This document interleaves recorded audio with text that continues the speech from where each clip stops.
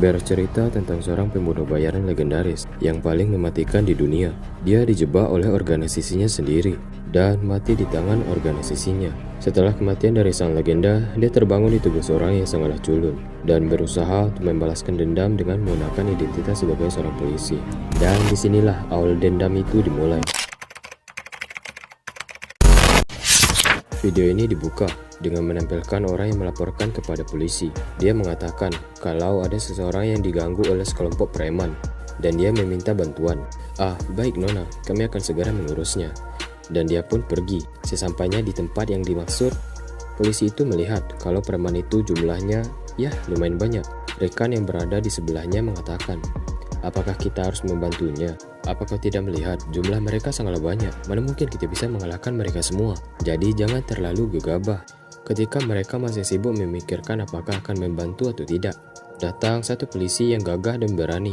Lepaskan dia, atau tidak akan kupatahkan lehermu, kata si polisi. Mendengar perkataan dari si polisi, mereka tidak terima kalau ada orang yang ikut campur dengan urusannya. Apa yang kau bilang? Kau pikir kau siapa, ha? Dengan raut wajah yang kesal, polisi itu mengatakan, sudah aku katakan, lepaskan dia, sialan. Pemimpin dari preman itu maju untuk menghadapi polisi itu. Tapi ketika preman itu mau menyentuh wajah dari si polisi, dia terkena serangan yang sangatlah fatal, bahkan sampai mengeluarkan darah. Satu kali hantaman dari si polisi membuat dia merintis kesakitan karena serangan itu mengenai hidungnya. Mereka semua shock dengan apa yang barusan terjadi. Bejir, apaan tuh? Dia kembali mengancam mereka. Kalau mereka tidak melepaskan wanita itu, maka akan kupatahkan tulang kalian dan baru akan kubunuh. Preman itu bangkit kembali dengan menyerangnya. Namun dengan mudahnya dihindari dan wajah dari preman itu langsung terhantam sebuah pukulan yang sangat keras dan mengeluarkan banyak darah dari mulutnya. Preman itu mengeluarkan senjatanya dan berniat untuk menghabisi si polisi. Wanita yang di belakangnya teriak karena melihat pisau yang dipegangnya. Haha, apa? Membunuhku? Emangnya kau pernah membunuh orang? Dengan sorot mata yang tajam dan menakutkan, polisi itu sudah ada di depan mata. Kau bahkan belum pernah mengotori tanganmu dengan darah. Jadi, jangan sok-sokan ingin membunuhku. Cepat tusuk aku. Ayo tusuk di bagian ini jika kamu bisa. Kalau kau tidak bisa, maka akulah yang akan membunuhmu. Preman itu pun ketakutan dan menjatuhkan pisaunya. Siapa kau sebenarnya? Oh, kau bertanya siapa aku? Aku adalah orang yang akan melemparkan kalian para idiot ke dalam neraka. Dan polisi itu pun mencengkram bahunya dengan sangat kuat. Sampai-sampai si preman berteriak karena kesakitan. Si polisi tersenyum, bak psikopat, dengan mata yang tajam dan senyuman yang mematikan. Cerita berpindah di sebuah dermaga yang berada di Incheon dan seorang pria yang berjulukan Killer Kode, nama Bi Guang. Guang menanyakan, apakah semua anggota sudah berkumpul? Mereka yang ada di dalam itu mengatakan, kenapa lama sekali? Mentang-mentang ini misi terakhirmu.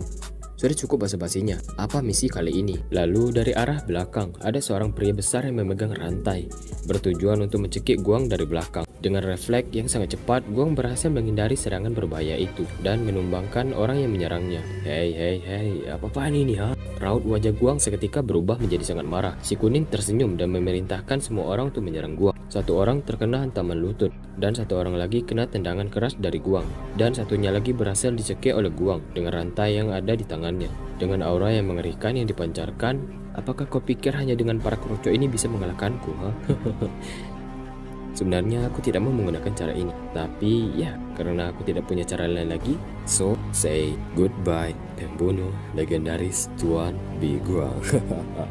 Terlihat wajah murka dari seorang Guang yang sangat-sangatlah murka, dan Guang pun meloncat ke depan untuk menghajar wajah dari si kuning dengan wajah yang benar-benar murka, dan boom, darah pun berserakan akibat dari tembakan itu. Cerita beralih ke seorang Buddha yang sedang menyiapkan upacara kematian dari Guang, dan Buddha mendapatkan sebuah telepon. Dia menanyakan, apakah sudah selesai? Orang yang menelpon mengatakan kalau semuanya telah beres, dan ternyata orang yang menelpon adalah Guang. Dasar kau bajingan, sungguh-sungguh sangat plot twist ya. Apakah kau ada di kuil saat ini? Bi Guang, apakah kau benar-benar percaya diri bisa sampai ke tempat ini? Dan terlihat kalau kuil itu sudah dijaga oleh puluhan orang, bahkan mungkin ratusan orang. Guang meminta agar pintunya dibuka karena dia telah sampai di depan kuil. dan pertarungan yang beradrenalin pun dimulai. Guang berhasil membunuh satu orang yang menghalanginya, dan dia dengan kebrutalan yang dia miliki, dia membantai habis semua orang yang menghalangi jalannya tanpa terkecuali, dan Guang berhasil membantai satu orang dengan nafas yang terengah-engah. Setelah mengalahkan mereka semua yang menjaga, tiba-tiba Sang Buddha datang dengan menodongkan senjata ke arah Guang. Dan kali ini, Guang benar-benar mati. Bi Guang, atau yang biasa dikenal dengan julukan pembunuh legendaris. Dia dikhianati oleh organisasinya sendiri dan terlahir kembali sebagai seorang polisi. Tapi yang dia dapatkan ketika terlahir sebagai seorang polisi adalah tamparan dari seorang senior yang sedang membulinya. Flashback, ketika dia terbangun di tubuh seorang polisi, rekan setim dari Guang memarahinya karena terlalu gegabah sampai-sampai ingin bunuh diri karena terkena bully oleh seniornya. Ada apa dengan wanita ini? Apakah dia gila? Apa dia marah-marah? Dan kenapa aku berada di tubuh yang sangat-sangat menyedihkan ini? Kembali ke masa sekarang, ketika Guang yang akan ditampar oleh seniornya. Dengan refleks, dia langsung menangkap tangan dari sang senior dan meremasnya dengan sangatlah kuat. Senior itu berteriak kesakitan karena genggaman dari Guang yang sangatlah kuat. Bahkan, dia sampai berlutut karena kesakitan. Guang pun menyerang titik lemah senior itu dan membuatnya pingsan. Dan satu teman orang itu yang melihat dari bawah diinjak telurnya oleh Guang, yang membuat dia meringis kesakitan. Dua senior itu pun tak berdaya di hadapan Guang yang telah mempermalukan mereka. Setelah mempermalukan dua seniornya, dia diadukan ke seorang komisaris polisi berpangkat 4 bintang. Dia bernama Choi Jin-hwa. Dengan raut wajah yang benar-benar kesal, dia langsung memecat Huang pada hari itu juga. Ada-ada saja, kenapa tukang tangkap menjadi seperti ini? Cerita berpindah ke malam hari, di sebuah markas besar polisi. Orang tua ini adalah Inspektur Jenderal Polisi. Dia bernama Hong Jun. Tidak ada angin, tidak ada hujan. Tiba-tiba semua lampu di ruangan itu mati. Seketika dari belakang Hong Jun ada orang berjaket yang mengatakan, "Lama tidak bertemu. Bagaimana dengan kabarmu, Pak Tua? Kamu baik-baik saja?" Orang berjaket itu pun langsung menodong sebuah pena ke arah leher sang jenderal. "Jangan bergerak atau akan aku tusuk lehermu." Siapa kau? Dan apa maumu? Kau tidak mengenaliku, jenderal? Aku adalah sang pembunuh legendaris, Bi Guang. Apa kau tidak mengenal julukan itu? Omong kosong. Tidak mungkin kau adalah Bi Guang. Aku tidak memintamu untuk percaya. Aku hanya sedang mengancammu. Mau kau percaya atau tidak, aku hanya sedang mengancammu. Bi Guang mengajak Hong Jun untuk bekerja sama agar bisa menghancurkan organisasi sang Buddha botak, yaitu Huang Guoksa. Hong Jun berusaha untuk menghubungi semua orang yang sedang bertugas di kantor itu. Namun, ketika telepon itu bergetar dan tiba-tiba langsung meledak dengan aura sang pembunuh yang terpancar. "Hei Pak Hong, aku tidak pernah mengatakan kalau aku meminta bantuanmu, tetapi aku sedang mengancammu. Apa kau tidak sadar dengan posisimu saat ini?" Melihat tekanannya yang begitu mencekam, Hong berkeringat dingin. Dan juga ketika diperlihatkan dengan kondisi semua orang yang sedang bertugas pada hari itu, yang sudah terkapar tak berdaya. Terima kasih buat kalian yang sudah menonton video ini sampai habis.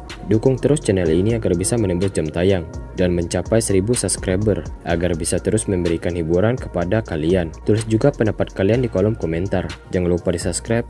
Mohon maaf jika ada salah-salah kata. Admin pamit dan sampai jumpa di video berikutnya.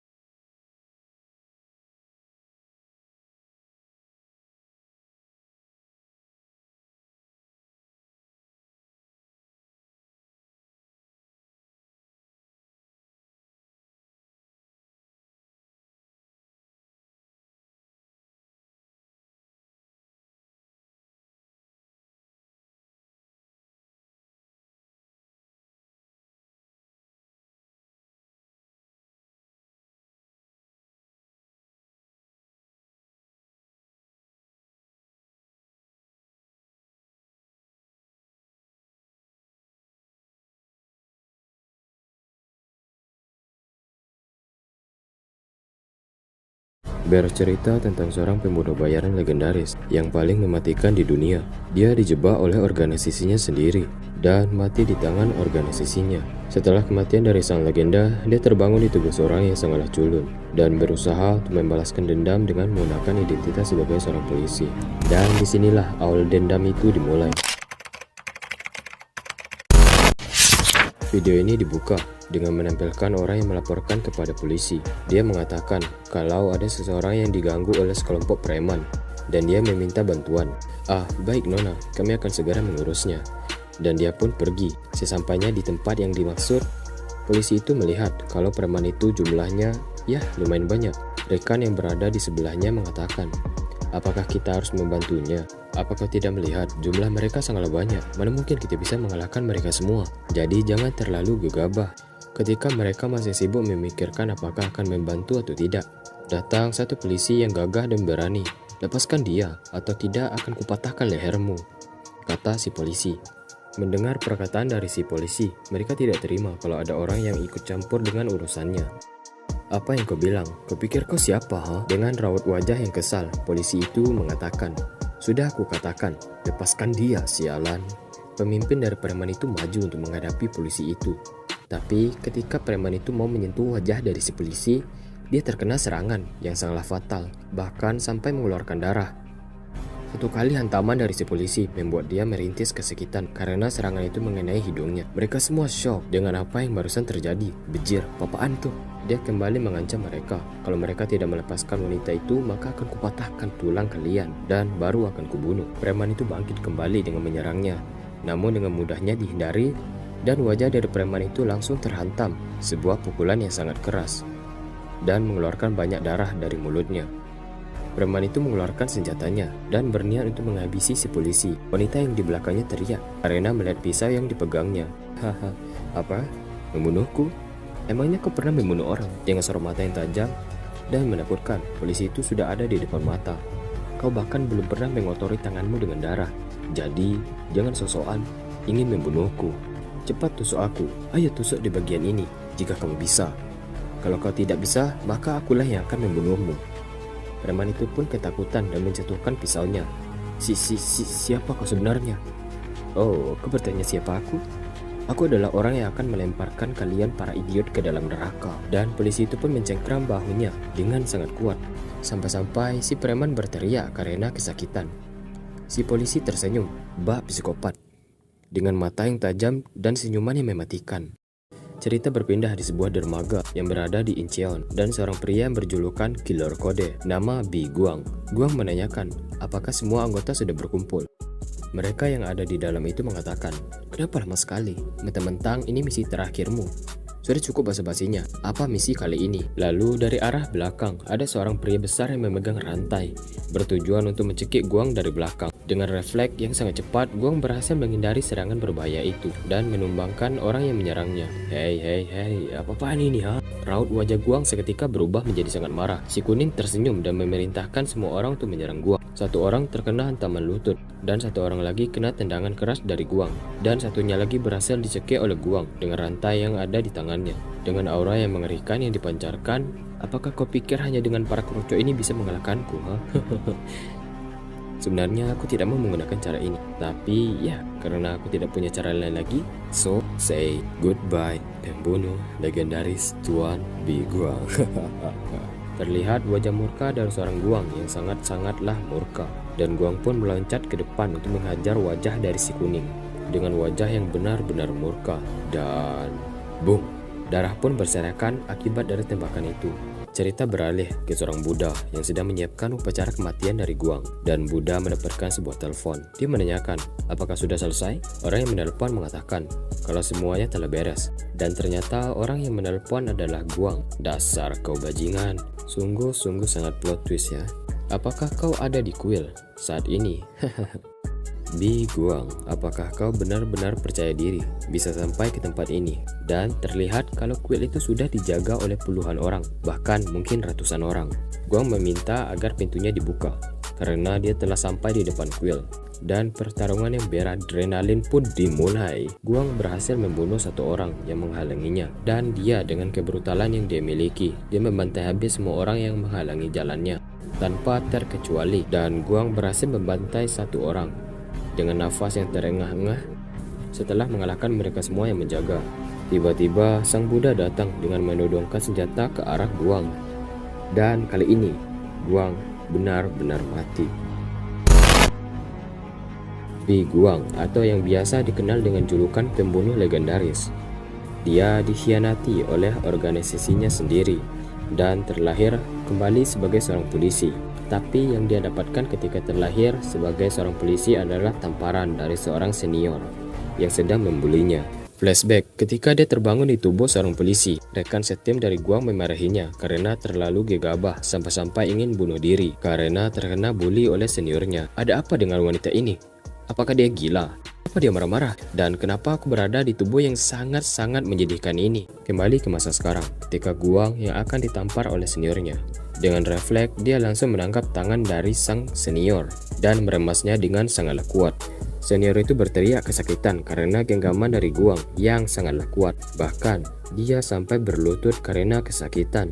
Guang pun menyerang titik lemah senior itu dan membuatnya pingsan. Dan satu teman orang itu yang melihat dari bawah diinjak telurnya oleh Guang, yang membuat dia meringis kesakitan. Dua senior itu pun tak berdaya di hadapan Guang yang telah mempermalukan mereka. Setelah mempermalukan dua seniornya, dia diadukan ke seorang komisaris polisi berpangkat 4 bintang. Dia bernama Choi Jin-hwa. Dengan raut wajah yang benar-benar kesal, dia langsung memecat Huang pada hari itu juga. Ada-ada saja, kenapa tukang tangkap menjadi seperti ini? Cerita berpindah ke malam hari, di sebuah markas besar polisi. Orang tua ini adalah Inspektur Jenderal Polisi. Dia bernama Hong Jun. Tidak ada angin, tidak ada hujan. Tiba-tiba semua lampu di ruangan itu mati. Seketika dari belakang Hong Jun ada orang berjaket yang mengatakan, "Lama tidak bertemu. Bagaimana dengan kabarmu, Pak Tua? Kamu baik-baik saja?" Orang berjaket itu pun langsung menodong sebuah pena ke arah leher sang jenderal. "Jangan bergerak atau akan aku tusuk lehermu." Siapa kau? Dan apa maumu? Kau tidak mengenaliku, Jenderal?